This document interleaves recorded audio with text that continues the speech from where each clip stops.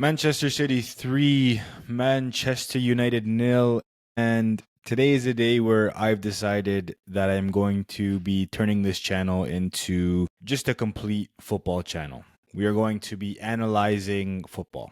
Prem, Serie A, La Liga, Bundesliga, Champions, Europa, World Cup qualifiers. We're just going to turn this into a football channel, and I am still going to be obviously reacting and analyzing every single Manchester United game, but I'm a little bit lost for words in what I just saw in that game against Manchester City. From the off, I mean, you look at the lineup, and I personally think that Ruben got it wrong. No Kobe in a game where you need a midfielder, in my opinion, to kind of set the tempo, to be able to control. I think it's a big miss. The Bruno Ugarte midfield simply doesn't work. I'm starting to think that there is not a midfield two, and we said this before the season even started. It doesn't seem like we have any midfield two that works. We're going to be analyzing the game. Unfortunately, I'm going to, sit back and watch this game again tonight, which is crazy, but there were just so many issues with that performance, and it's frustrating because the first 15 minutes I actually thought were good.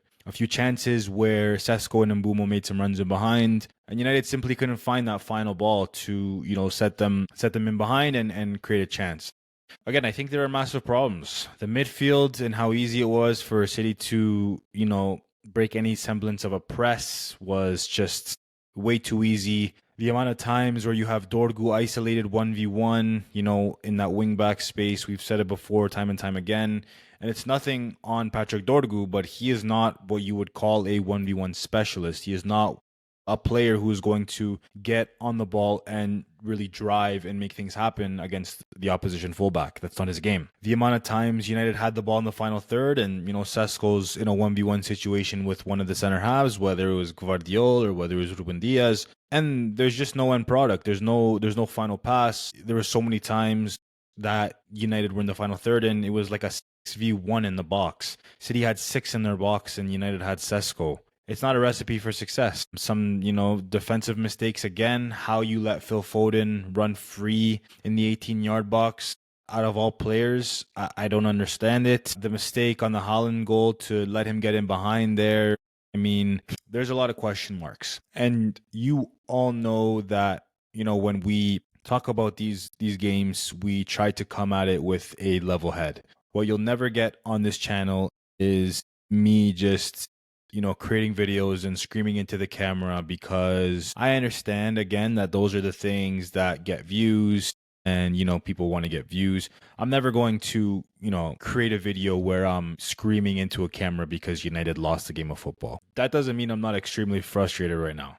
As soon as I'm done making this video, we're going to go get some fresh air. We're going to go get some sun because, you can't let these guys ruin your Sunday. I think now the questions really start to get loud when it comes to Ruben Amorim and his future, or just the questions around his future at the club. His overall persistence with deciding to leave Kobe on the bench, and this has nothing to do with being player FC or whatever people say. You have to play your best players. You have to profile your best players. Football management, and obviously Ruben knows a lot more than me. I mean, he's coaching Manchester United and I'm just somebody who makes YouTube videos, but you have to profile your best players and you have to platform them in a way that is going to help them be successful. Playing a midfield two of Bruno Fernandes and Manuel Ugarte against Manchester City is basically saying we know we're not going to have any control of this game. And that's exactly what happened. United had no control of this game. For me, in my opinion, the best solution would have been to push Bruno higher into the 10.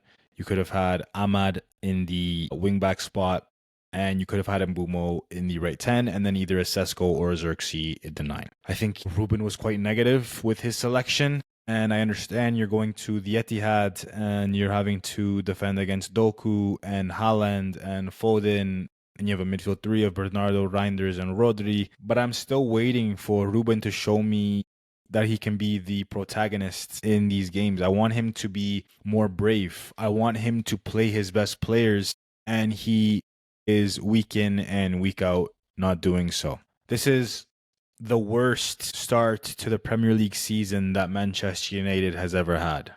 Or at least I'm pretty sure that's what I read. I don't know, my head's kind of gone. United just lost 3-0 to City in the derby.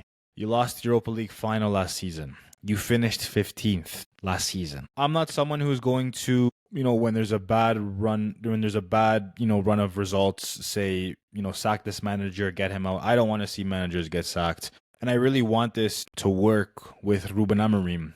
But I'm almost starting to think of it as I wanted this to work with Ruben Amorim, because when does this stop? When do these performances and these results become unacceptable? How long do you give him until you're forced to make a change? He said it in the defeat after Grimsby. When things are happening like this, when results happen like this, you have to make a change, and you're not going to change 22 players. Now, do I think some of these players let themselves down today? I'd say yeah. I'm not even going to go in on the players, but the common denominator here is, unfortunately, Ruben Amorim. I saw some of the stats after the game, some of the XG stats, and some of the more, advanced data on the game. And I think a lot of those numbers look a lot better realistically for United, because the last 10 minutes, they started to create chances. There was obviously that Mbumo chance that he missed. Basically, it was an empty net where Ahmad created that chance in the wide area and crossed it in, and Mbumo missed. There was the also volley that Mbumo over the bar. There was the other volley that Mbumo hit that was a great save from Donnarumma. I'm trying to think what else there was. Realistically, there was that curler outside the box from Mbumo, but there wasn't really much. It didn't really create any real chances when the game was there to be won, or even, when they were looking to just bring it back to 1-1 or 2-1. And it's frustrating just because I feel like, every single one of these games, I'm just, creating these videos and I'm saying the same thing into the camera every single time. The players weren't good enough. The setup for the players isn't good enough. And, it's a lot easier for me and a lot more enjoyable for me to make these videos when United are doing well, when United are winning, when they're picking up points. At least, if anything, the performances were good. Again, I said in the Fulham performance, the first 30 minutes was really good and then they fell off. I thought against Arsenal, they were the better team.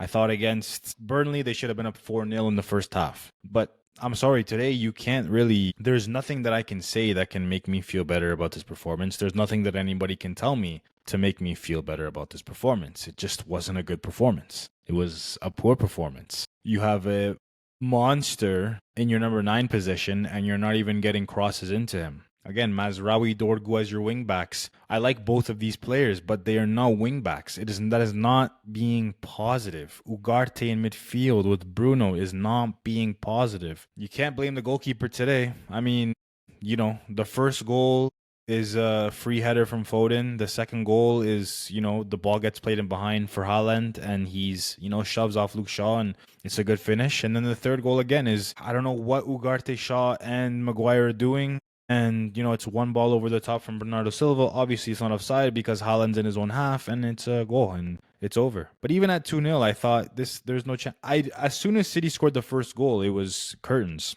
Because my biggest problem with this whole system and this setup tactically from Ruben is there are way too many games that I've seen that Manchester United simply do not look like scoring goals. And when the aim of the game is to score goals and you don't even look like scoring goals, the questions have to be asked. Whether you love this manager or you can't stand this manager, you have to be honest. We have to be honest with what we're watching. I have to be honest.